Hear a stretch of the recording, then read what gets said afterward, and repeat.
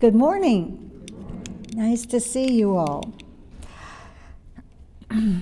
Today is our fourth and final talk on the series of Reverend Robert Brummett's Unity book, Birthing a Greater Reality. For those of you who are here for the first time today, Reverend Brummett taught at Unity Village. He taught Unity ministers for almost 30 years. He's credited for raising the psychological awareness of a whole generation of Unity ministers. We were very fortunate to have him in residence here at Unity of New Orleans last winter for a month, and he certainly raised the bar here, too, in terms of what is possible for us as human beings. We've talked a lot about ways to do this, but the best way to start the process is for us to start getting very present in our lives. Be here now, as Ram Dass said, and watch our thoughts and our emotions, especially how we are triggered by life's situations and other people out there. We'll then get to the point where we can see what in us is causing us stress about those things. At that point, our former reactions to them start melting away because we realize it's our stuff and it's not what's happening out there that's producing our stress or hurt or anger or negativity. And soon we begin to realize that we are not at the mercy of the outside world for our peace of mind. That's a great place to be. Our thinking creates our world, Unity says.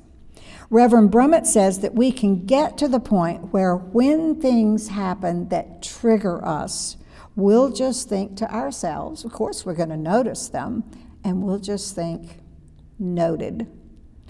Sure, unevolved people out there often do act in narcissistic or negative ways, but we learn to just notice it and we don't get pulled in to what they do. We wish they wouldn't, but we needn't let them ruin our day. Forgive them for they know not what they do may become our mantra, but we'll understand that their unkindness just means they are stuck behind some childish roadblock in their maturity and their evolution. We needn't be bothered about their state of mind because it is their stuff. Now that is real freedom, and that's what we've been talking about, the truth that sets us free. We want to be free. Ye shall know the truth, and the truth shall make you free. Free to be able to live peacefully and lovingly and fully. The Bible and other spiritual teachings from all over the world aren't just a bunch of glittering generalities and platitudes and wise old sayings for saintly people. They are meant to help us evolve to the states we deserve to be living in. Free of suffering, free of stress, free of negativity, and capable of love, joy, and enthusiasm about life. Living authentically and fully as a completely developed human being. We talked about one of those psychological roadblocks, which Robert Brummett calls the shadow self. The shadow self is comprised of those parts of us that we don't like and that we hide from ourselves and from others too. The problem is that we can't hide our shadow self from our unconscious, and our unconscious self punishes us because of it. Reverend Brummett told us how important it is to love that part of ourselves, all those parts of ourselves that we don't like, and have compassion for that part of us. If we have these so-called bad characteristics, it's because when we were at the age when we naturally are supposed to outgrow those things, our growth got stunted in some way, probably because our needs were not properly met. It wasn't our fault. But now we can and must meet those needs within us by parenting ourselves. We must be brutally honest with ourselves about this shadow self and what is there, but we must have compassion for it and love for it. That is how we can start integrating this so-called shadow self and all of its power and energy and creativity into our essence self, our real self, who we really are at the core. And at that point, we can start living authentically, joyfully, creatively, and enthusiastically. And back in the first talk, when we got started, we discussed the history of humans and how 100,000 years ago, our ancestors survived by their keen fight or flight mechanism. We're descended from those beings who were the very best at it. Those who were slower to annihilate the wild animals and neighbors just did not survive. That's why we're here sitting in this sanctuary today and not the descendants of those people. Our ancestors were the quickest to sum up a situation and attack and kill any animal or human that they suspected was there to steal their dinner, their children, or their family. They projected labels on them, dangerous, onto any unknown sight and sound around, and acted accordingly, quickly. Those who were slower to observe the motion and make quick judgments don't have any descendants here today. But today, our living conditions have drastically changed in this global village of ours. And if we don't evolve past that separatist feeling and that fight or flight consciousness, we will be the ones who won't survive, personally or as a group, as a global village. Our enemy isn't the hungry lion and other Neanderthal neighbors. Our enemy now is us. Our thinking, which causes us to fear the outer world all the time, make those quick judgments, when in reality it's our thinking that makes our world. Sure, there's war, there are terrorists, crime, pandemics, natural disasters all around, always have been. But think about it. Those aren't the daily things that usually cause us to suffer. It's what our neighbors and friends and family and co-workers do and say that causes most of our stress and suffering. The other stuff, we see it, we try to avoid it, we try to fix it, but it's the illusions that we have about our daily world, our daily encounters that cause most of our suffering. And that we can fix by fixing our thinking. We need to start observing our thoughts and emotions and realize that they're just movies going on in our head based on our conditioning and life experiences. To do this most effectively, we need to get very quiet and observant in prayer and meditation. Unity co-founders Charles and Myrtle Fillmore sat in the silence, as they called it, an hour every night. All kinds of realizations came to them during that time. When we are quiet, we start peeling away the layers, the unneeded layers of the onion of negativity and self-doubt. We see more clearly what parts of us are our essence and what parts of us are just false personality, which are often cause us to be triggered by all kinds of outer things. Our goal is freedom, to shed all the automatic parts of us, that mass psychosis out there, that conditioning that we've inherited and that is constantly, daily reinforced by others who are equally victims of it and unconscious.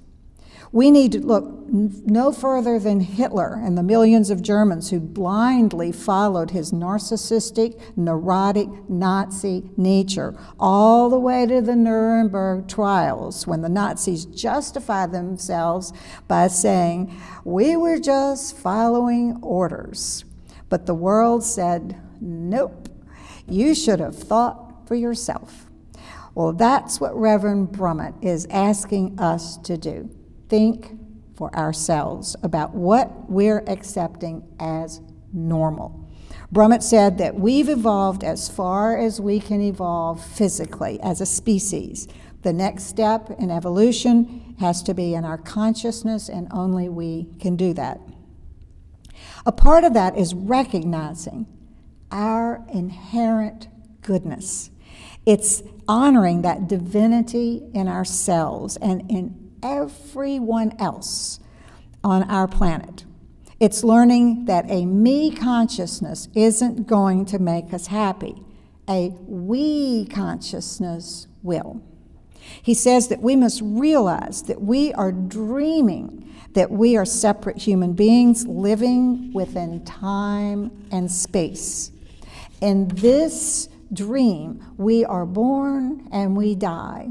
What Reverend Brummett urges us to do is become a co-creator of our universe. We must let our limitations go. We must let the concept of being merely a separate creature on this planet go. It's time to realize our unlimited partnership with the divine. It's time to be more than just the limited product of physical evolution. It's time to evolve our consciousness. It's time to be an evolutionary. This means that we are no longer living lives in our limited ego. We are living for and as a part of the whole cosmos, and we enjoy and partake of it all. We become a conscious evolutionary. We step into a new dimension of living, bigger, better, more exciting and interesting than we ever thought was possible in our old limited view of things. Jesus of Nazareth was a conscious evolutionary. For Charles Fillmore, Jesus Christ is the type of new being which is now evolving on earth. Those who incorporate into themselves the Christ principles are its members. Fillmore also stated, there is a great awakening in all parts of the world to the absolute necessity and immediate possibility of a race of humans patterned after Jesus of Nazareth. This is germinating the seed of the new race that Jesus sowed, the chosen ones, so to speak, that were described in the Moses story. The chosen ones are, of course, those who have chosen to evolve and as a result live in the promised land of peace and joy and abundance. Reverend Brummett reminds us that conscious evolutionaries lived before Jesus and they have lived after Jesus. The time of about 800 BC to 200 AD has been referenced as the axial age. In this time period, we have Socrates, Plato, Buddha, Confucius, Zarathustra, Jesus, and Lao Tzu. Each one of these men had a profound influence on human thought, and they certainly had a big effect on the Fillmores. Brummett says that the New Thought axial age happened between 1840 and 1900 and produced such people as Charles Fillmore, Ernest Holmes, Emma Curtis Hopkins, Thoreau, Freud, Jung, William James, Teilhard de Chardin, Emerson, and the whole transcendental movement, as Katrina talked about recently. At Unity, we stand on the shoulders of these giants who pull us in the direction of conscious evolution. Teilhard de Chardin said that to survive personally and as a species, we must evolve into a superior form of existence, which he called the hyperpersonal. This means that we must evolve into a collective human organism bound together by a center-to-center connection that he called love. In this state, we become as one organism, yet we don't lose our individuality. In fact, we deepen our uniqueness.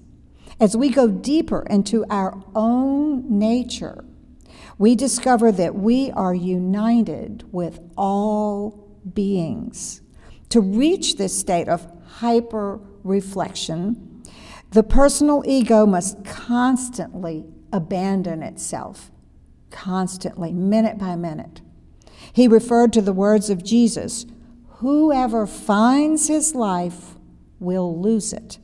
Whoever loses his life for my sake will find it." Jesus is, of course, referring to his Christ consciousness self. He is not referring to his human ego. German philosopher Gebser went further and told us that we must evolve or possibly perish. He described our present state of consciousness as mental. This mental state has fostered the development of science and civilization as we know it. It has allowed us to gain remarkable control of the external world, but at the price of alienating ourselves from that world and from each other. Gebser deeply believed that there is a new and radically different form of consciousness that is beginning to assert itself in the world. This form of consciousness has the potential to transform the very fabric of our civilization from top to bottom. One of its characteristics would be that we'd start experiencing space not as empty and filled with a bunch of solid objects and people, but radiant and alive and suffused with the ever-present origin, or what we might call God. He said that awakening in consciousness coincides with a withdrawal of all of our projections. We quit projecting our stuff onto the external world and other people, and we start seeing it and them as they really are. He says that each step in the evolutionary ladder enables us to see the world less through our projections and more as it really is. Less Maya and more reality. We'll see things clearly and objectively rather than distorted by the projections arising from our ego identification. Thus, we are free and less bothered by the world. We are no longer limited to seeing the world from a single perspective, ours. We can see it through a diversity of viewpoints. At this level, we organize ourselves around values of inclusion and caring, sensitivity, human rights, and care of the environment. Deep introspection might also help us identify an unhealthy intolerance on our part for the people or the parts of us who don't work on a more enlightened level. They are just spiritual grade school students. They'll graduate in time. Charles Fillmore didn't have a systematic theory for the evolution of consciousness, but his writings parallel many ideas of people who have advanced the movement. In his book, in Fillmore's book, Atom Smashing Power of the Mind, he wrote, "The new race that is now being born on this planet will develop the unused resources of the mind and will bring to the surface the riches of both the subconscious and the superconscious mind."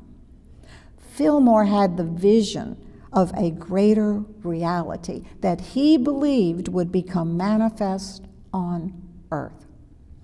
To get there, to evolve in consciousness, to awaken, as the Bible tells us to do so many times, means to disidentify more and more with our individual ego, our physical body, and our worldview, as we have been conditioned to have it.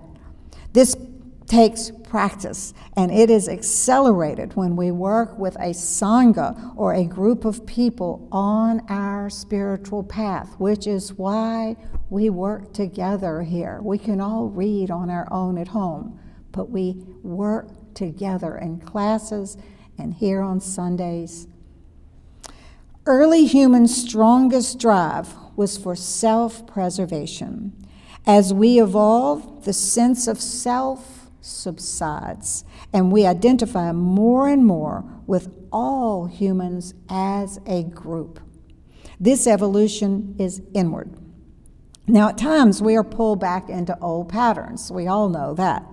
That's when the inner struggle begins between our higher and our lower self. Will we succumb to this mass psychosis out there that gets reinforced all the time, or will we go back to what we've committed to and know is right?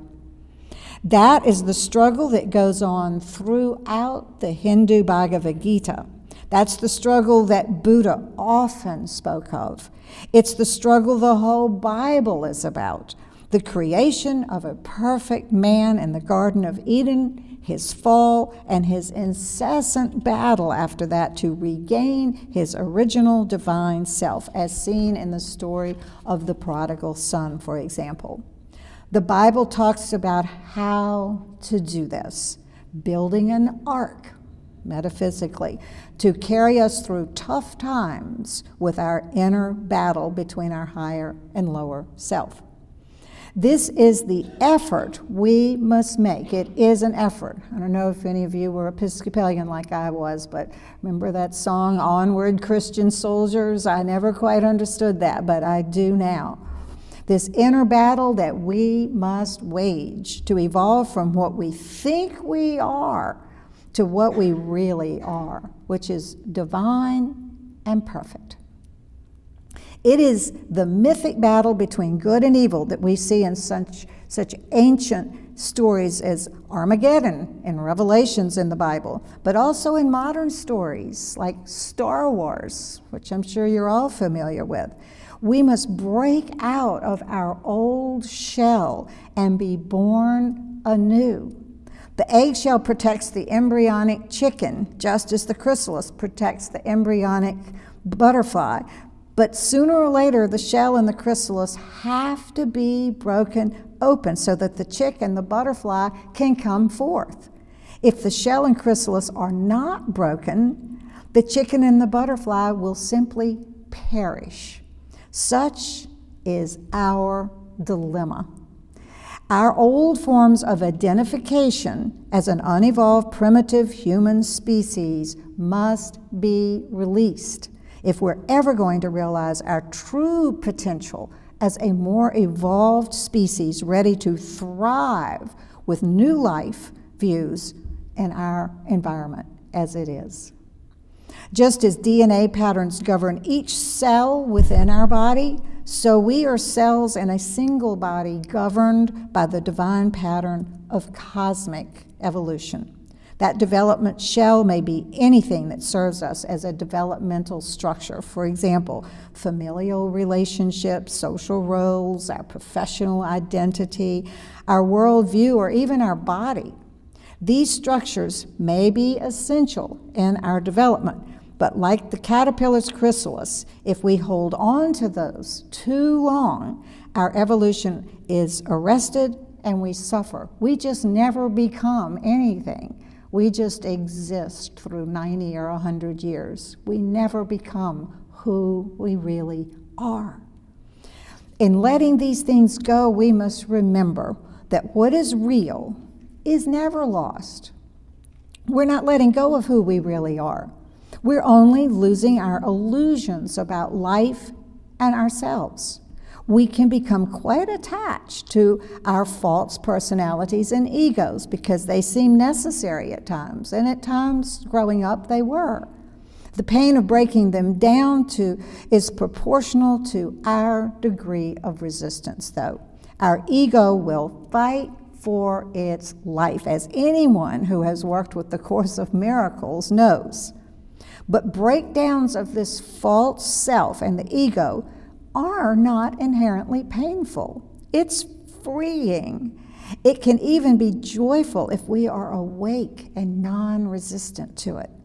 So basically, conflict plays a role in our inner evolution, but it isn't bad or painful. It just takes work, like developing any new skill, as many of us know that did not grow up with computers. Then there is the role of religion in our development. Reverend Brummett says that religion has had a tremendous impact in the evolution of our consciousness, for the good and the bad. He says that religion has been here since the beginning of what we call humans, and it is not going away, whether we like it or not. In our secular, postmodern world, there's certainly much skepticism about religion among educated Westerners. We hear about religious fanaticism, wars being fought in the name of religion. There were inquisitions a few hundred years ago, and religious fundamentalism of all kinds. And most of it is true. But little of it has anything to do with the religions themselves, and everything to do with the cultures from which they spring and the people who are part of those cultures.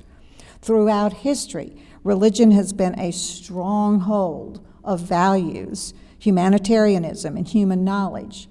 We mustn't throw out the baby with the dirty water. In terms of religion, mankind has misunderstood, misinterpreted, and mishandled the treasures of religion. But the religions they mistook for folklore and superstition were nonetheless valid, if properly understood. It's kind of like the religious extremists of today. They kill in the name of their religion that clearly tells them, "Thou shalt not kill." We can't blame their religion. Religious founders die, and people create dogma and rituals and rigid structures, and then religions that originally could help people evolve devolve into something that actually retards their evolution. This kind of religion encourages them not to think for themselves, but to turn to outward structures as a guide. Thus, much of what passes for religion today is irrelevant in terms of conscious evolution, which was the whole point of the religions, if properly understood. New Thought teachings tell us that most of humanity has misunderstood religion, and they see time and space as absolute, believing that the material world is a non-living thing and devoid of meaning, and that we are somehow embedded in this, separated from the world around us and separated from God, who is out there somewhere. They thus feel trapped and isolated in a meaningless universe. New Thought and the ancient spiritual teachings properly understood tell us that we are an integral part of this vibrant universe and energy that is pulsating constantly. Our energy is pulsating with its energy, that it is far more intelligent and interconnected than we can possibly imagine. We just need to stay open and listen to this divine download. I could go on for hours with incredible stories about people who do stay open to this divine download, and how what we call miracles happen all the time in their lives. The guidance that we seek is closer than our next breath when we release the mental constructs that create the illusions of separation from others and from our environment. Reverend Brummett assures us that as we awaken from our illusion of ignorance, limitation, and suffering, we will enter what Jesus called the kingdom of heaven. That is, we awaken to the reality that there is no separation between us and all possibilities. We will see how we are a part of the unity of all life and will embrace it without fear or stress or judgments. Jesus showed us the path to this state when he said, "Love one another as I have loved you." Love one another as I have loved you. When we birth this greater reality, we will be capable of love. Then, as Teilhard de Chardin said, the day will come when, after harnessing the winds, the tides, and gravitation, we shall harness the energies of love. And on that day, for the second time in the history of the world, man will have discovered fire and realize that we're just all walking each other home. Thank you.